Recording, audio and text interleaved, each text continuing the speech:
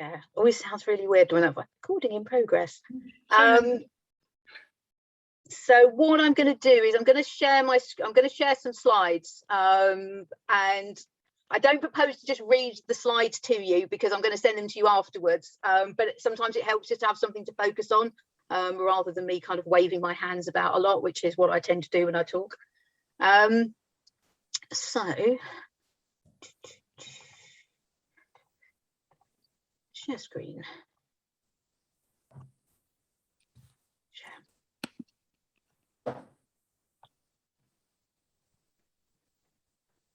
So this is part of the fantastic World Childless Week, and particularly about leaving a legacy. And when I was thinking about, you know, what could I talk about in terms of leaving a legacy, the AWOC Group idea sort of came to mind, because, you know, I'm hopeful that that will be something that will carry on even if I stop working on things around AWOC. So I've been working on issues around aging without children for just over 7 years now, which feels like an incredibly long time. And I kind of came to this because my background is working with older people. So I've worked on age and aging issues for nearly 30 years, which also sounds quite scary when I say that. And one of the things that I came to as I started to come to terms with my own childlessness and that I was never going to have children, my work life and my personal life sort of started to come together, and I started to think more about, well, what happens, you know, what will happen to people who don't have family support, because for those of you particularly in the UK will know that there's a lot of coverage about the problems we have with our health and social care system. There's lots of problems about how difficult it is to get help. There's lots of discussions about, you know, how much family carers are relied upon to support older people, and sort of like my brain started to whir and started to think, well, what happens if you don't have anybody? You know, what happens if you don't have any children? Because the reality is most older people, if they're getting unpaid care, they're getting it primarily from their adult children and from their partners. So I started to think about this. And because I'd always worked around age and aging, I kind of just talked to the people that I knew and said, you know, has this ever come up anywhere? You know, has this ever, you know, are people talking about this? And pretty much everyone said, well, no, nobody's talking about this. And I thought, well, it's probably not that big an issue. It's probably not that, you know, there's probably not that many people affected. It's probably like a minority, it's blah, blah, blah. And then, of course, I went and looked at the numbers and was kind of like gobsmacked to see the amount of people we were talking about, because even if we only talk about people over the age of 65 who have no children at all, that's over 1 million older people in the UK. That's a phenomenal amount of people. That's, to give a comparator, that's more people at the moment than are diagnosed with dementia or Alzheimer's. It's a huge number of older people that are simply invisible. And as I started to talk to people, what happened in the end was I wrote a blog about it, and it was picked up by The Guardian. And so The Guardian published it, which was this blog, Why Is No One Talking About It? And from that kind of AWOC group, that AWOC grew. So yeah, that's kind of like what happened. That's kind of what happened. So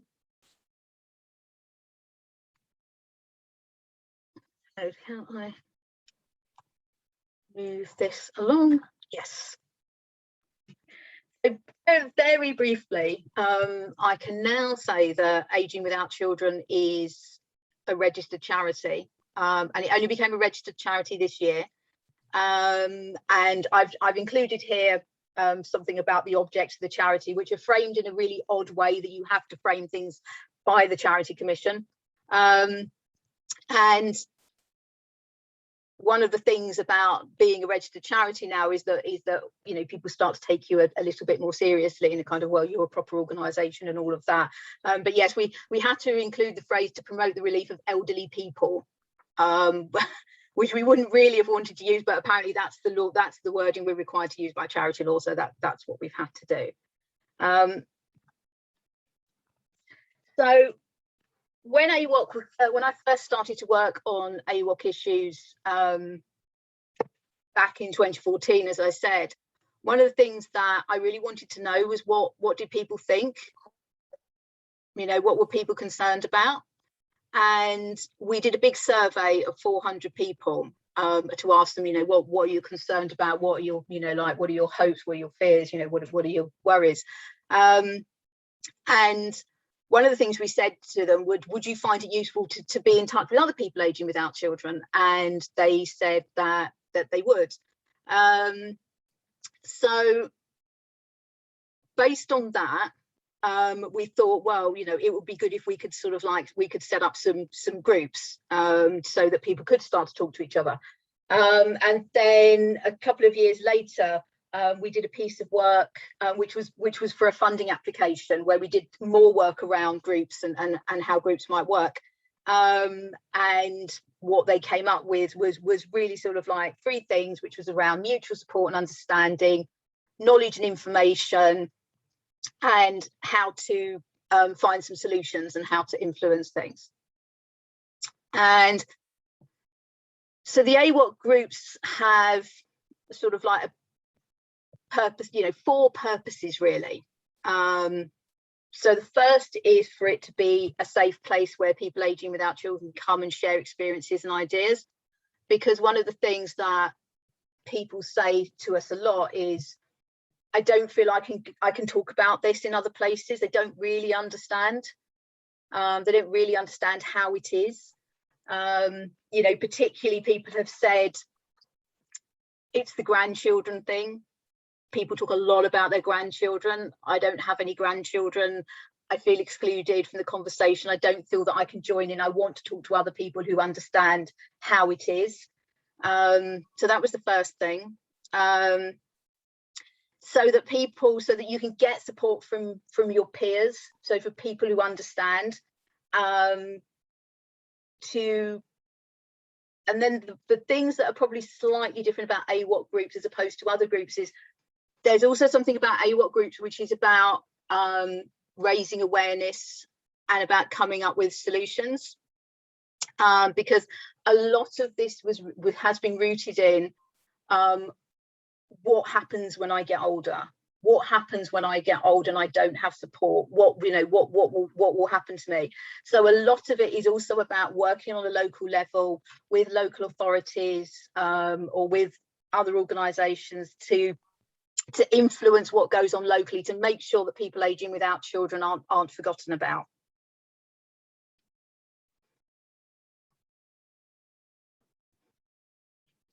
So say the groups are, you know, pretty much open access. We sort of say, like, as long as you're aging without children, you're welcome. The focus of AWOC is people over the age of 50, but we wouldn't turn anyone away, because we think it's important to work on the issues collectively. But they're very much open to, you know, everyone, as long as they are aging without children. And we have 4 groups at the moment. We have one in Leeds, Bradford, York, and East Lindsey. And Trish is going to talk about the experience in East Lindsey. We have a monthly meeting for the people who are running the groups, so that we can talk and share experiences about what's going on. And we're hoping to have another 4 groups by the end of the year. So the groups have been running.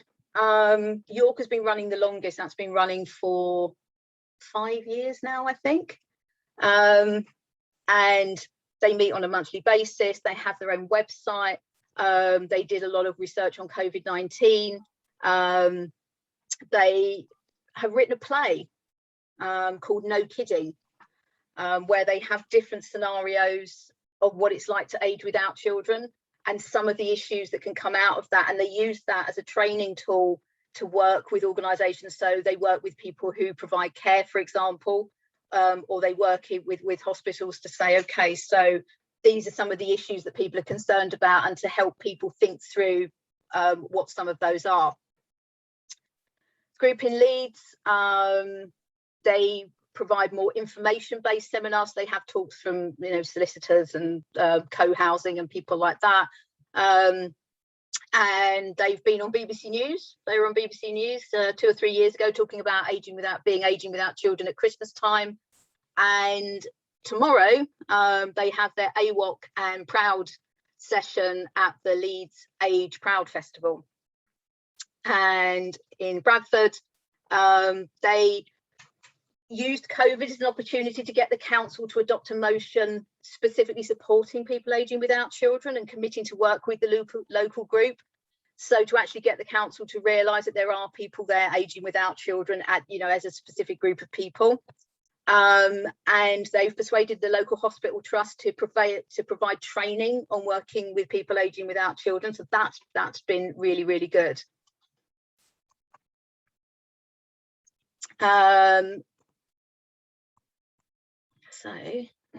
So what I'm going to do now is I'm going to hand over to Trish, who's going to talk about her experiences of working on the issue in East Lindsey and setting up a group there. Thank you, Kirsty. Thank you very much. Well, hello, everybody. My name's Patricia Faulks, or Trish Faulks, and I live in Lincolnshire, East Lindsey, which is a large coastal strip of Lincolnshire. It's huge. And Kirsty asked me if I would give a talk on AWOC about starting a group and the why I started it, how we did it, and what could possibly go wrong with it. And so to start with the why, for me, the why, I started an AWOC group, started 50 years ago, really. 50 years ago, when we were told and virtually turfed out of the hospital that we couldn't have children. That's it, no more we can do. And after a week, I don't think we spoke about it. And for me, I've barely spoken about this subject until last year when COVID hit, although I think it'd been building up. It's a subject that people do not want to broach. They do not want to speak about it. I don't know if they think, oh, well, I have to get involved. I don't want to get involved. I won't talk about it. I won't ask her. So it's been a very hidden subject for me. And so to start to talk about it is fantastic. And I thought that as we came into COVID, and I was told to shield, so I had a very lonely time, just me and the dog and the garden, which meant I was lucky, apparently. I had a whole year of COVID really alone, seeing anybody.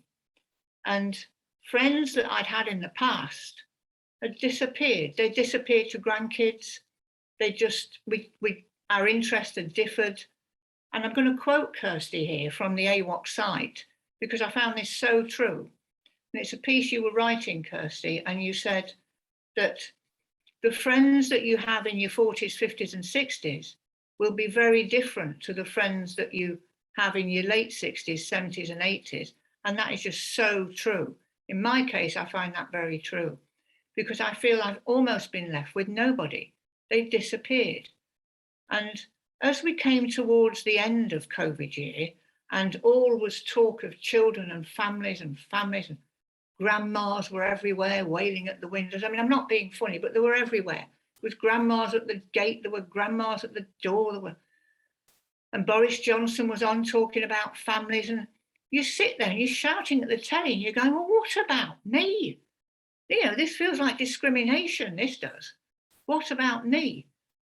And it was at that point, I thought there must be something somewhere. And I went online, and I don't know what I plugged into Google, but aging without children came up. And so I think it was probably in the new year, Kirsty, that I spoke to you and we had a conversation, and I said I'd like to start a group, and which obviously was great. And you said you would send me, which you did, the How to Start a Group toolkit from AWOC, which that's excellent. That's a great plan to follow. And you suggested I contact the local TED, that's TED, Talking, Eating, Drinking group, which supports older people in the area, which is in this case East Lindsey. It's a charity, it's supported by other charities, and it has access to Aging Better, Age UK, friendship groups, GPs, social care, so many things it has access to. So I did contact TED, and I was put in touch with the principal officer there, Jane Burney. And Jane Burney, this was all Zoom, everything's been Zoom. I've never even met Jane Burney. We've been going for nearly a year. I never even met her. So it's all been Zoom. And Jane is not an AWOC, but when she's with us in our group, she becomes an AWOC, I think. And she fully gets it. And we've had many talks about how to start this group. And we've planned it, and we've had our discussions, where we're going to start. And I think where we started was leaflets and posters. So we have to get it out there. We have to get the name out there. We hadn't got a start date at this point, but we needed to get people on board. We needed to get people knowing about us. So they printed off leaflets and posters. We did our best under the circumstances to get them out to garages, supermarkets, newsagents, anybody that would have us, telling us about this group, Aging Without Children. And I'm a great believer in using media, local media. My background is a state agency, and so it's marketing. Back in the day, it was all about using the media, the local media. And so I said, we need to get a press release out. And a press release doesn't have to be wordy. It needs to be just the name, Aging Without Children, a support group, a brief description of what constitutes an AWOC, your contact name, your email address, the contact number for information. That's all it needs to be, plus a photo. They like a photo of papers. So we emailed this off to the local paper. They put it in, they nearly always put it in, and it gets distributed to all the other local towns because it's owned by the same newspaper group. So we did quite well after that. And I think that was one main source, to be perfectly honest, of getting people in. I then contacted our local BBC radio station by email, and all these addresses, by the way, if you go onto their websites, you'll see the email address. They're all listed, features, editorials, stories, news stories. There's usually something like news stories and the email address to contact and send your story, or just ask them if they'd be interested in taking a story from us. And 9 times out of 10, they are, because it's an interesting subject for them. It's clear it's an interesting subject. Nobody's thought of it. So I contacted our local BBC radio. They came back with, yes, Melvin, one of the DJs, would be very interested in talking to you. So Jane and I, we set a date with Melvin on BBC Radio Lincolnshire, and through telephone, we were on air in his morning programme. And we thought it went very well. It was recorded. I think it's on the TED website. So we did that. He wants to speak to us again, so we must contact him again, because we're on another drive forward now to get more people. I contacted our local MP. There's no end to what you can do, really. I contacted our local MP, Victoria Atkins. Her constituency manager said, yes, she'd love to talk to you. So now this is going to end up in an AWOC story, and I've got to tell it. Yes, she'd love to talk to you. We set a date. And this date was probably about a month or two ahead because she's busy, but we had to do it, I thought, via Zoom, right? So I thought, well, I'm okay with that. I can get on Zoom. So we're all ready. Victoria, Jane at her end, a constituency manager, me. I pressed the button, the link, and it wasn't Zoom, it was Team Viewers, and I couldn't get on. I just couldn't get on to this blooming meeting. I could hear them. They're phoning me. I couldn't get on. And I thought, this is an old person thing, isn't it? This is an old person who has no family to show them what to do. You know, because a lot of older people, and do know this, they've got their son or their daughter or their grandson or somebody showing them how to operate technology. And when you're an AWOC, you don't have this. So I sat there listening to this interview with our MP, couldn't get onto it. But she's interested enough to want to meet us in person. So we now have to contact her again with probably a lot more news to tell her and meet her in person. So that, I think, is a very important, I hope that's going to be an important meeting for us, and we must prepare for that one. So there's all these things that you can actually do, and you keep on doing them. Now, we gathered some names and addresses. Jane contacted them. We set our date. We sent another press release off to the paper telling them our first date and the meeting. And we got ready. And we didn't have a big group. There was about 4 people there. I think they were all ladies. And we'll come on to the problems that you hit at some point. And they just spoke. And they spoke about, they were reticent, if I'm honest. They were quite reticent to talk about the situation. They were interested enough to want to be there. But some of them didn't want to sort of go into great depth about why they were aging without children, but it didn't matter. But we spoke about our stories, and we spoke about what we'd like, because really the group is their group. We just facilitate it. We have to remain proactive. We have to keep it interesting, but they do the talking. We do a small amount of talking. They do most of the talking. It's their group. We decided we would like speakers, and this is where TED came in. Because of their support groups and charities, they've got access to so many speakers, and we've had loads of speakers. They've been absolutely amazing. And I think it's possibly brought us more people on. What we haven't done and should have done, I'll say this, is after each meeting, we should have sent another little press release off to let people know that AWOC had their meeting on whenever it was. So-and-so was the speaker who spoke about, our next meeting will be. And we should be doing that really after every meeting. So we need to start doing that. A selection of our speakers have been, one of their groups is called Links Digital, and it's about what it says it is, social media and getting onto social media and so on. And my word, we needed it. So he came and spoke to us about getting onto Zoom. We had a lawyer, that was a big one. A lawyer came and spoke to us about end-of-life decisions, making your will, power of attorney, etc. She's going to have to come back again. We didn't finish with that one. We had Rosine from the Crime Commissioner's Office at Lincolnshire Police, who came to talk to us about community policing and how it's changing, which is important when you're an AWOC and you're on your own. That's important, how community policing is working, and are they aware of people who are living completely on their own with no one, because they need to be. We had Nat West came to talk to us about scams. We've had loads, they've been great. So the meetings are ongoing. We've had couples arrive, we've had 1 or 2 men. We need more men. That seems to be the general consensus. That's what they said. We want more men. How we're going to do that, I don't really know, but you know, that seems to be what they want.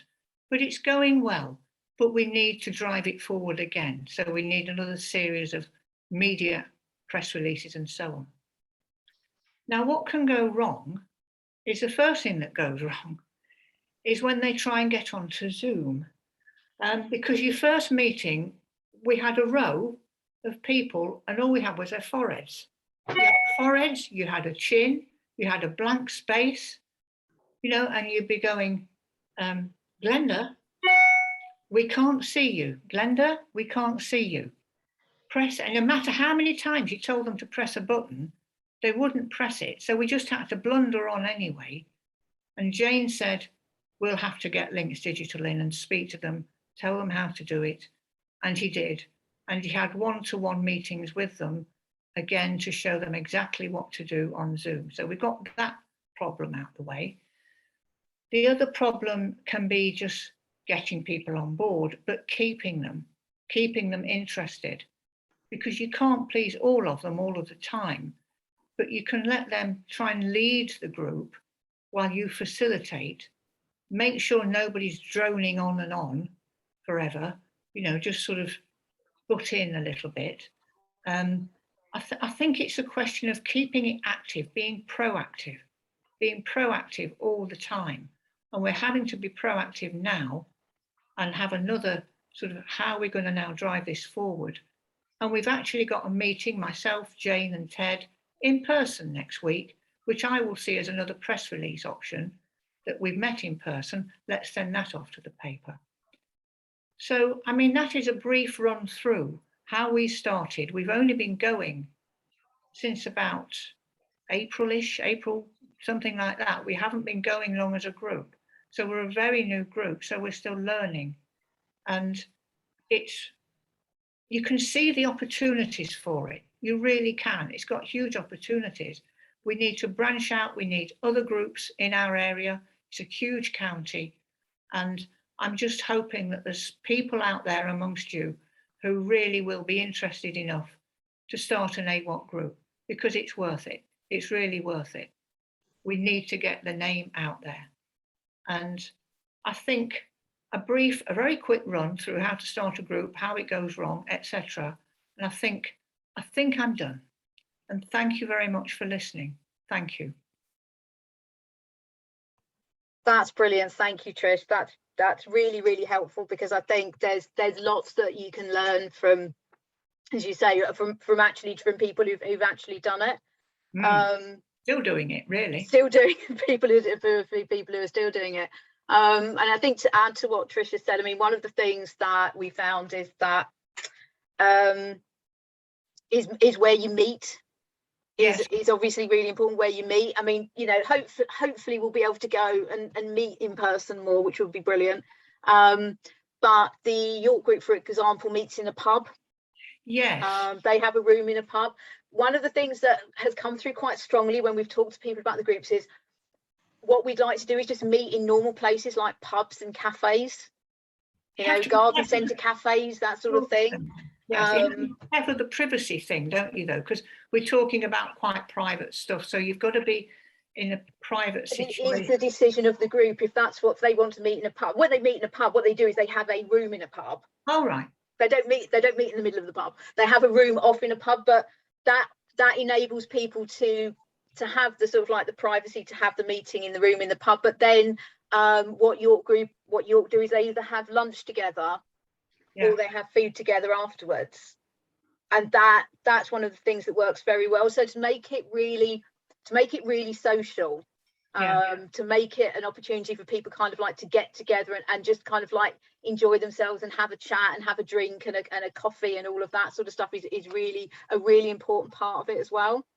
And one of the other things that we found is the importance of, because you're spanning a lot of age ranges. I think the youngest person who comes to the York group is in their 30s and the oldest person is in their 80s. So some people are still working during the day. So switching, sort of sometimes having meetings during the day and sometimes having meetings in the evening, so that people can come at different times. That works very well. Of kind of changing it like that, and if you can sort of like setting dates for a whole year so that people always know when the meetings are going to be. Well, that really helps people. We do ours once a fortnight, and we do an early evening one, because for that thing, that's what we thought of. You know, if we do early evening, then at least we can catch maybe some of the workers. We're going to try and do maybe 1 week where we meet in person, 1 week where we have a Zoom, and see how that goes. We have such a big area that for us to meet, we're probably going to have to make it Skegness. Down to the seaside. It's not funny. We're probably going to have to meet in Skegness, because that's the easiest place for transport. So yeah, that'd be fun. Yeah, and you know, as always, you know, people, you know, how people can get there, how, you know, easy it is to get somewhere is obviously very important. I mean, one of the things that I would say, having been doing this for a long time now, is you have to go on and on and on and on and on and on and on and on and on and on. And it's only probably by the time you're sort of sick of the sound of your own voice, that people will start to go, oh yeah, that AWOC group, yeah, that's what I want to go to. I mean, I've kind of learned the hard way that you can never do too much publicity. You can never tell too many people. Absolutely. You never, like you just do have to kind of keep pushing it and pushing it and pushing it out there and pushing it out there, and using as many different routes to publicize it. So, social media, but obviously for some of the people, the older people, that much older people, that's not really going to work. So how you can kind of get to people who aren't on social media. Well, as I was saying to you, one thing we're going to try and do, and we will do, is we're going to do talks to, I would think, right into the heart of potential AWOC, which is WI meetings. Doesn't sound very exciting, but it's, it's a sort of access that we maybe need to mothers' unions, to any groups, all sorts of groups, really, Aging Better, friendship groups. There's many groups, particularly TED will have access to them as well, that will be very pleased to have us, I think, because they're always looking for speakers. And a little half-hour speech about AWOC and publicising it again in press release, in local media, because they all read the paper around here. It's still the old-fashioned way. They like the newspaper. And so that's why I like local media. We do have Facebook pages that we can put it on. We do have the parish magazine. I mean, that's another good form of access, really. A lot of people go to church around here. So, there are lots of routes, as you say, Kirsty, to getting the name constantly in front of people. Yeah, and I think, that for us was the reason why we wanted to do groups locally, because so much of the change that we want to do, which is, bluntly, if because certainly in the UK, the responsibility to support older people rests with the local council, with the local authority. Yeah. So if your local authority doesn't really know that there are people aging without children, and doesn't really understand that they exist, and doesn't really understand what the particular issues might be, they'll just kind of plough on doing the same old with, just making this assumption that, like older people have just got somebody there that they can, just that somebody will come and sort things out.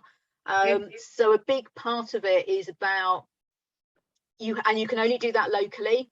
Like from a national level, we couldn't possibly kind of influence that nationally, but locally you've got the opportunity to do that. So we need to speak to our local council then. Yes. Yeah. Yeah. So, I'm aware that Trish and I have talked a lot. Does anybody have any questions or anything they want to raise or stuff? I was going to ask Robin a question. Sorry to put you on the spot, Robin. But how is it that we can get more men to come to some of these groups? She said, putting you on the spot horribly. You're on mute, Rob. And then I obviously double clicked. Anyway, yeah, men, fascinating things that they are, he said, looking in the mirror. It's really interesting why men do and don't get involved in things when a lot of their social connections are usually through work. And so unless they have a specific hobby or something like golf or whatever, then that's that. But once they leave work, there's usually a big drop in their social network. And a lot of their social network is usually, if they're married or have a partner, is usually through their partner. So it's a matter of trying to engage with them. I think there's also a social thing, is that children are heavily associated with motherhood and women. And there's a social narrative about men aren't interested in becoming fathers or being fathers, and they're a bit useless when they are.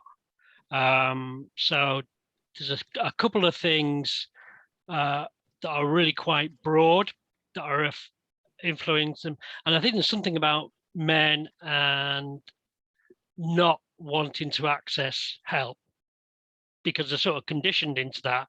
You're a boy, don't cry, fix things yourself.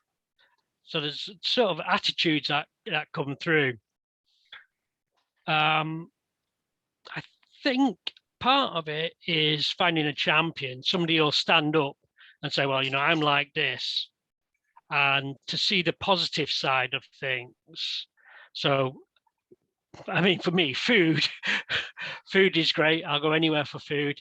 So not that I want to predict that on anybody else, but the social aspect. And if they've got something to bring. So tell me about your working life of 40 years doing double entry bookkeeping in a publisher's. There must be something really interesting there. There must be somewhere in there. There must be something really interesting, or as a surgeon or a train driver, whatever. So something that engages them on the stuff they know. And that would be generally something they've actioned or been in action with rather than the emotional stuff. And that might be something they're a bit wary of, is actually it's going to be asking me about the feelings I've kept pressed down for a long, long time. And I don't really want to look at. So I think the social element is probably going to be key, and maybe even a learning element in that. And if they can bring some skills to it. So Bill this week is going to show us how to make a clothes peg or whatever, AWOC clothes peg groups. But just something like that. So it's something that they're skilled at, they're confident in, and they can give. Yeah. And I think giving's quite a thing about men that they like to do, but they do it in a wibbly wobbly sort of way. And I think sometimes as well they feel outnumbered by the women. There's so many women there. I just thought that maybe we could have, at our end, I'd wondered if we could sort of, when I say advertise, that's probably the wrong word, but suggest a little group, not separate just for men, but to start them off. Yeah. And then sort of let the women come in one by one, gender really. Anything really, just they do seem, our group do seem to want men. They've been asking for men in the nicest way. Yeah. Because it does keep it mixed. It does keep it more relevant and interesting, I think. Yeah. Sure. Right. Sure. You might just need to find a champion man locally to champion the group. Somebody, I mean, there's an MP in Leeds who started a walking group just because he's walking through the park once, and all these men sat around on different park benches, not talking to each other. Yeah. And he said, well, let's go for a talk. And he picked them up and they all went to a cafe, and that became a regular weekly thing. So you're suggesting we go to parks and... Well, it's just that there may be men there that are just sat there waiting. That was just the thing. That's that actually to ask I know it takes a step to do that, but that's why I'm thinking about a champion, a local well-known champion. Yes, I can think of one actually. Yeah, I'd like a local football club, not like the super duper ones, but really East Lindsey FC. Quite often these little clubs do an awful lot in social interactions and doing lunches and stuff like that, and that could be interesting. That's quite a thing on the health kick with rugby and football and sports clubs, to bring men in so they train with the players or use the gym and they get fit and it builds in their health, but it's a social thing. I suppose as well, you could even use that sort of thing, say a sports, like a football group or something, ask them to support it. You could even get a group, whether they're all AWOCs or not, if they supported AWOC. That would be something, I suppose. Yeah. Yeah. Get the name out there. Can I just say about the MPs? You know, Rachel Maskell's really like my local MP, Mike Kane. He's just lobby folded. Really, he's a Labour MP, so he hasn't got much power at the moment because they're not in power. But Rachel's really good, and I was talking a few years ago to a civil servant from the Westminster sort of bubble thing, and he was saying, you know, it only takes a few MPs to get together to get something done. And maybe if we got enough MPs, and I can't remember, somebody came up with quite a big stat for the amount of childless MPs that are. It's not an insignificant amount. So if you get a sort of somebody like Rachel and people around her, particularly I think for the party that's in power, to get a cross-party committee going, that's a way into influencing policy. Yeah. Yeah, agreed. Does anybody else have anything they want to raise? Have we tried patient participation groups?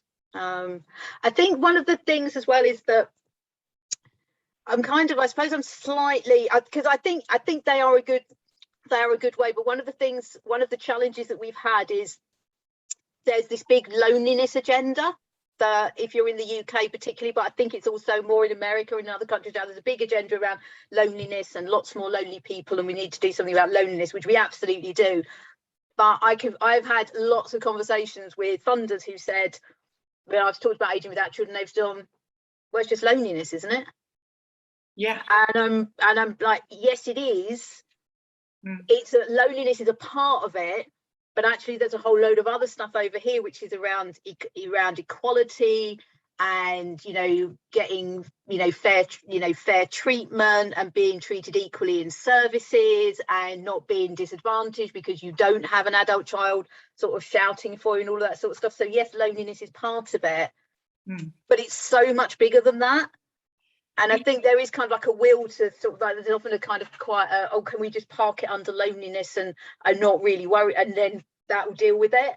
You know, it's getting people to understand that it's far more than that. I mean, you're absolutely right on that, because we've had 2 articles in the local papers, and I did one a few weeks back. They asked me on Lincolnshire Live, which is our online newspaper. They'd already done one on Councillor William Gray, who's with us on AWOC. He's got a portfolio for Ageing Better in the district council, and they called him lonely. And the article said he was lonely, and he's so not lonely, so he wouldn't have the article going out there. And I was talking to this journalist on the phone about aging without children and my story, and when it came out online, it was all about lonely woman. You know, I mean, I've never said that. So you think, well, next time, if ever this happens again, I shan't mention the word lonely, because journalists seem to pick it up and spoil the article, really.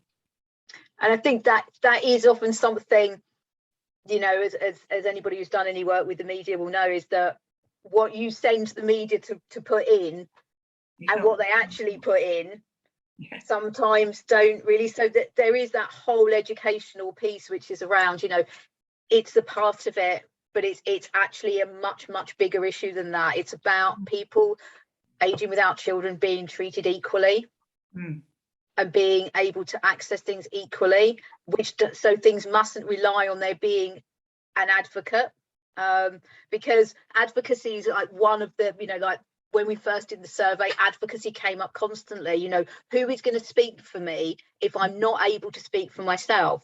Who is going to speak for me if no one will listen? Because obviously the other facet of this is that we do live in an extremely ageist society. You know, we did, myself and Jodie Day and Robin and Mervyn Eastman, we did a piece for The Guardian where we talked about the relationship between, like, the intersection between aging without children and ageism, and that because, you know, we value older people a lot less, that's why they don't get listened to. And the older you get, often the less likely you are to be listened to. and that becomes a problem, and that's when people's children sort of like take over and sort of start saying to the hospital or to the council, well, no, we need this, we need that, and we were saying, so if you don't have someone who can do that, that puts you at a disadvantage, and how are we going to overcome that? So there is a real piece there around advocacy and people speaking for you and having people able to support you. Yeah, next of kin, all this sort of thing. Yeah. Very difficult. Sorry, you've got your hand up. I have. Sorry, I'm Melissa. Yeah, just thinking about Bradford, getting them to acknowledge, you know, that group is probably a really good thing. And I just wonder, I work in local council, but who approach, what department? Are we talking policy? Are we talking social services? What are we talking this, you know, the can you hear me okay? Is my internet? I can hear you fine. I will go back and double check, but I believe that what happened was they went to the councillor. So they went to the right, so through the local councillor. Yeah, I think they went to the cabinet member for health and well-being. Right, okay. But I will check that. And actually, in actual fact, I think there's a blog about it. We posted something about it on the website, so I will post the link to that. Because that was really, because it was exactly that. If you don't, getting that sort of like that champion was really, really important to get them to kind of. And Bradford said something about the hospital as well, the hospital trust, didn't they? Yeah, but that all came about because they'd got this original contact. So the chair of the Health and Social Care Overview and Scrutiny Committee, that's who they went to, who then put them in touch with the strategic director for health and social care. Lovely, thanks very much. I mean, that advocacy thing, I mean, I look after my mum and I'm doing it all the time, and I'm just constantly thinking about exactly what you're saying. When you can't speak for yourself, or you know, people assume you're deaf when you're not, or whatever. And have you got any solutions to that at the moment as to how that might actually in practice? How that might actually in practical terms change. Well, I think the kind of like a lot of our solutions, bearing in mind that AWOC itself has no money and no staff, so it's just kind of relying on sort of like the kind of like the couple of us as volunteers. But yeah, a lot of our solutions is about the local groups, because we believe that if you can work locally and if you can get like Bradford to start adopting it within council policy, because once you start to put it into the policy, then out of the policy, then actions should happen and things should change. But if you haven't even got it in the policy, the practice will never change, because there won't be any incentive to do that. So that's kind of where we see that lying alongside. And then also the other thing with local councils is obviously they all talk to each other. Yeah. So if you can kind of start to get it into local council networks, so that they all talk to each other and they start to go, well, you know, we've you know, this aging without children issue. I mean, one of the really effective things that we have, which again, I'm happy to share with anybody who's looking to set up a local group in a particular area, is we did some work with the last lot of census figures, you know, like the figures that come out halfway through around 2015, where we worked out in every local authority in the UK, roughly how many people were aging without children. And when I spoke to people in Devon and sort of said, look, you're talking about over 50,000 people, that focused people quite well, because it can feel quite theoretical at times, I think. But if you say, look, we're talking about in your particular local authority, X many thousand people, that kind of makes it a bit more real. And they're like, oh, right, okay, I can get my head around that. So if you can find out how many people it is locally and use that helps, I think. Okay. I think as well that communities have to take more part in this. You know, I mean, I said at the last podcast that it's very exclusive, and it needs to be more inclusive, because there's a family, the door's shut, that's it, you know, you're out. Somehow they need re-educating. that, you know, we're not going to be hanging on their doorstep all the time, you know, but just to include us, just to be more inclusive, so that we don't feel so alone and solitary, because they're all with their families and you're on your own. It becomes almost normal to feel like that, and it shouldn't.